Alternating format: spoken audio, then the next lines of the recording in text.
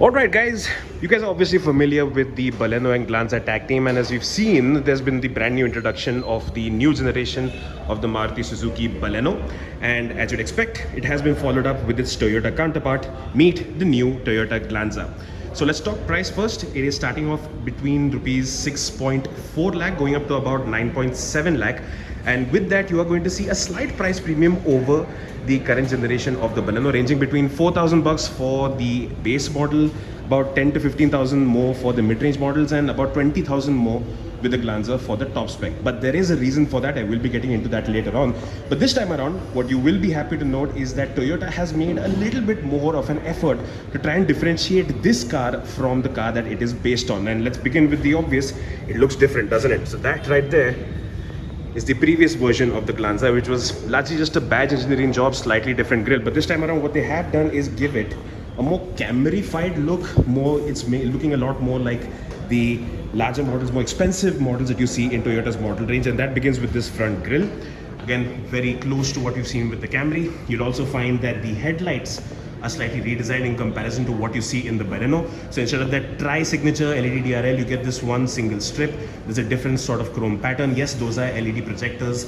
Down below, you will also spot these LED fog lights. And yes, look at this sort of tusk-like finish, which looks similar to what we've seen in the Camry. The Camry gets a chrome finish, but of course, this is a plastic carbon fiber looking thing, which definitely makes this car look a lot more distinctive. Personally speaking, I do prefer the looks of the Glanza over the Baleno as well. Over to the side, you'll spot these Apollo Alnax 16-inch wheels. Now the wheel design over here, you're seeing the machine finish, it is different again compared to the Baleno. It's not a direct carryover, but aside from that, largely the side profile remains the same in comparison to the Baleno. Prudent to mention that as we move towards the rear, that the color options with the Glanza are a total of 5. So you have like a blue, there's a grey, there's a silver, there's a white, and there's this red.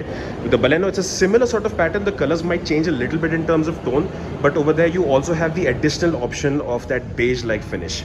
At the rear, the look is largely the same. Again, the new taillight design that you will spot. And as we get into the boot, about 318 liters of boot space, so similar kind of benefits and cons as well, wherein this thing can fit a decent amount of luggage. As you can see, you got these medium-sized trolley bags in here, so decent enough for like a family's weekend worth of luggage. But the loading lip is like mad high. You can see that the bags have basically gone below the loading lip, and it's, yeah, that's the one little tricky bit, but otherwise very practical. You also have this boot light at the back.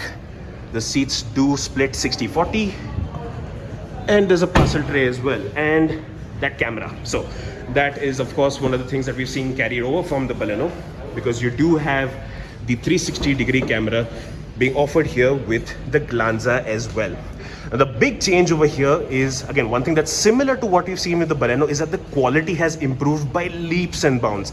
This car feels so much more solid. Even when you just operate the door, there's a greater sense of heft to it. The body panels feel more solid. The plastics on the inside feel so much more premium, and it's just a much better place to be in. But the difference with this as opposed to the Baleno is that here, instead of getting this, you know, black and beige finish, which a little bit more traditional, a little bit more universally appealing, I guess, in the Baleno you will end up spotting a black with blue. So this thing, personally speaking, again, I like this more. So which one do you prefer? Let me know in the comment section down below. Another change that you will spot is this flat bottom steering wheel, a carryover that we've seen with the new Baleno from the Swift, and of course just make it way over here as well. Take a look at the seats. You do have adjustable headrest, again with the beige finish in the middle, but again similar sort of problem, that the seat cushioning is just a little bit too soft. It's ideal for city use, but if you're looking at longer trips, might land up feeling a little bit too soft. Now let's get into the driver's seat and fire it up. So this is the updated instrument cluster. If I go ahead and switch on the aircon, yes, you do have auto AC, as you'd imagine. It actually comes as standard. So this is the slightly updated instrument cluster. The operation for this is again with this sort of old school little stick thing over here, so not the greatest little change, but would have expected to see, like, you know, but basically a more, you know, maybe a steering integration for something like this. And speaking of the steering, you will spot the mounted controls. You see the call controls over here. There's cruise control and the operation of it from here. And yes, there is a new heads-up display.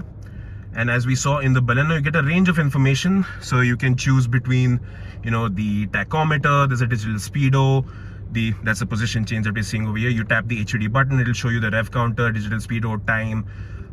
It'll also show you like the Doraja warning over here. And if you choose the AMT, you can even see the particular drive mode that you selected. So over there, it'll show you what gear, what mode, M or drive or whatever it is. Then we come to this, the new touchscreen infotainment system.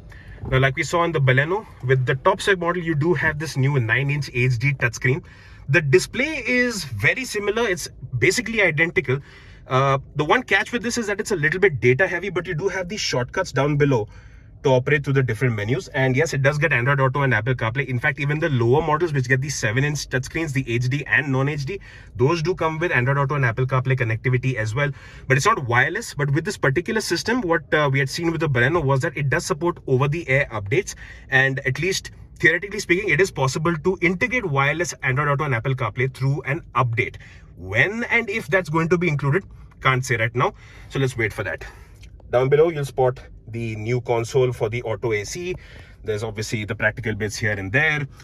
And yeah, let's jump into the rear seat. In fact, I can't believe I talked about the camera and didn't show it to you. Hang on. Let's just get this system up again. So if I select the 360-degree camera, you can see that you can get a full roundabout view of the car. Pause this, choose between the different displays. Right now we're of course in the showroom, and yeah, in case you were wondering, this will not match the body color of the car. It does come with a default white. And in addition to this, of course, you do now have more safety features in general. So all the AMT variants will come with ESC and hill hold. The top spec model, which is the V, will come with ESC and hill hold. Even in the manual transmission, it does get 6 airbags as well on the top 2 variants. Dual airbags, ABS with EBD, ISOFIX, those kind of features will come as standard with this as well. So here's a look at the back seat. Again, similar sort of pros and cons that we've seen with the Baleno. Down below, you will spot these 2 USB charging ports. I do apologize that it's a bit dark, so I can't really show you. But yeah, like the Baleno, it does have a Type A and a Type C charge output. There's a rear AC vent. You do have 2 headrests for the individual occupants, nothing in the middle, not even a fixed headrest, and nor is there an armrest in the middle. Something that they could have integrated 2 words, just had to get combined with the Baleno.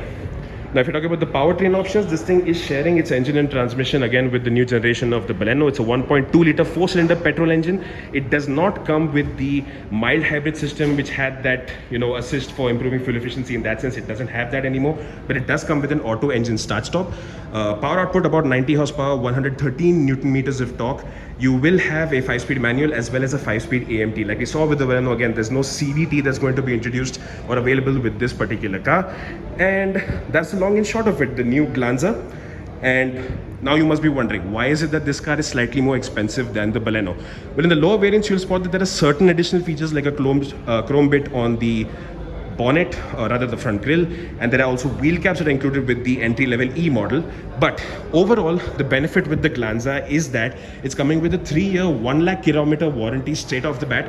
You can extend that to 5 years, 2,20,000 kilometers with Toyota, whereas in Maruti Suzuki is going to be giving you about 2 years and 40,000 kilometers of warranty coverage as standard. So more extensive, because of course Toyota cars will come with that baseline of the warranty. So that is a slight increment in, you know, expenditure that you're looking at. And frankly speaking, in AMI terms, it doesn't make a big difference. But whether or not you would choose the Glanza over the Baleno or the Glanza in general is something you need to let me know in the comment section down below. Personally speaking, if I was looking at these 2 cars, the Baleno and the Glanza twins, I would be inclined to get this for the looks alone, for the interior color option, and of course the better warranty as well.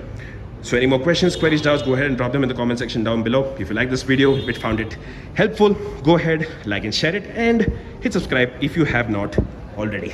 Bye bye.